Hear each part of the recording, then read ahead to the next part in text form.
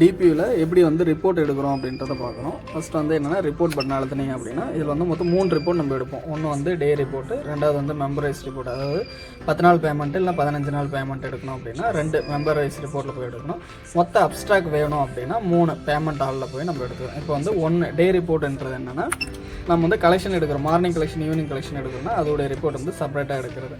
இப்போ வந்து 13ஆம் தேதி வந்து காலையில் ஷிஃப்ட் வேணும்னா 1, ஈவினிங் ஷிஃப்ட் வேணும்னா 2, ரெண்டுமே வந்து வேணும் அப்படின்னா 3. இப்போ வந்து 1 கொடுக்குறோம், 1 கொடுத்தோம் அப்படின்னா இன்டர்னல் வரும். இன்டர்னல்ன்றது என்னன்னா இன்டர்னல் பிரிண்ட் 1 கொடுத்தீங்கன்னா உங்களுக்கு வந்து 13ஆம் தேதி காலையில் எவ்வளோ பால் எடுத்துருக்கோம் அப்படின்ற பில் வந்து நமக்கு வந்துடும். இதுவே வந்து ரிப்போர்ட் போயிட்டு 1 டே ரிப்போர்ட்டு, டேட் வேணுனாலும் இந்த இடத்துல சேஞ்ச் பண்ணலாம். இது வந்து நம்ம 12ஆம் தேதி வேணும் அப்படின்னா நீங்கள் 12 அப்படின்னு மாற்றி என்ட்ரு கொடுத்துக்கலாம். கொடுத்துட்டு இதில் வந்து 2 ஷிஃப்ட்டுமே வேணும், மார்னிங் வேணும் ஈவினிங் வேணும் அப்படின்னா 3ன்னு கொடுத்தீங்க அப்படின்னா கொடுத்துட்டு எல்லா இடத்துலையுமே இன்டர்னல் வரும்போது இன்டர்னல் கொடுத்தீங்கன்னா இந்த பிரிண்ட் ஆகும்.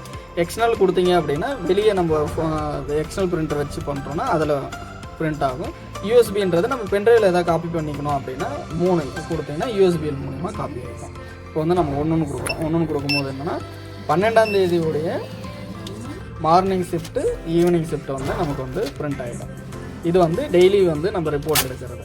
இதுவே வந்து 10 நாளுக்கு ஒரு பேமெண்ட் எடுக்கணும் அப்படின்னா அதேமாதிரி ரிப்போர்ட் போயிட்டு 2, இது வந்து ஒவ்வொரு ப்ரொடியூசருக்கும் நீங்கள் தனித்தனியாக கொடுக்கணும் பில்லு அப்படின்னா 2 மெம்பர் ரிப்போர்ட்டில் போயிட்டு இங்கே வந்து கோடு கொடுத்துக்கணும், எந்த ப்ரொடியூசர்லேருந்து எந்த ப்ரொடியூசர். இப்போ வந்து நான் ஒன்றா ப்ரொடியூசர்லேருந்து எக்ஸாம்பிள் ஒரு 3 வரையும் கொடுத்துக்கிறேன். 3 கொடுத்துட்டு இங்கே வந்து டேட் வந்து நம்ம செலக்ட் பண்ணிக்கணும்.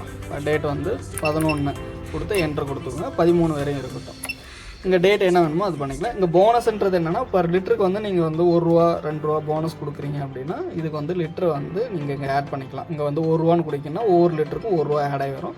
இல்லை வேண்டாம் அப்படின்னா நீங்கள் எதுவும் அங்கே என்ட்ரி பண்ண வேண்டாம், அப்படியே என்ட்ரு கொடுத்துட்டு இன்டர்னல் 1 கொடுத்தீங்க அப்படின்னா ஒவ்வொரு ப்ரொடியூசருக்கும் தனித்தனியாக வந்துடும்.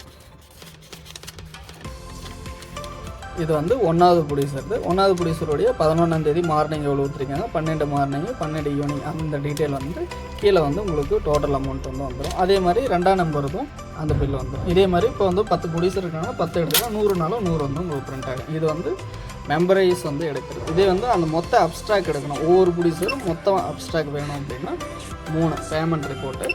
இதில் போய்ட்டு எந்த தேதியிலேருந்து எந்த தேதி, இப்போ வந்து 11ஆம் தேதியிலேருந்து 15ஆம் தேதி வரை வேணும் அப்படின்னா 11 to 15. இதையும் வந்து போனஸ் இதே தான். இங்கே 1 கொடுத்தீங்கன்னா ஒவ்வொரு லிட்டருக்கு ₹1 வந்து ஆட் ஆகி வரும். வேண்டாம் அப்படின்னா விட்டுலாம். கொடுத்துட்டு என்ட்ரு கொடுத்துட்டு 1 இன்டர்னல் கொடுத்தீங்கன்னா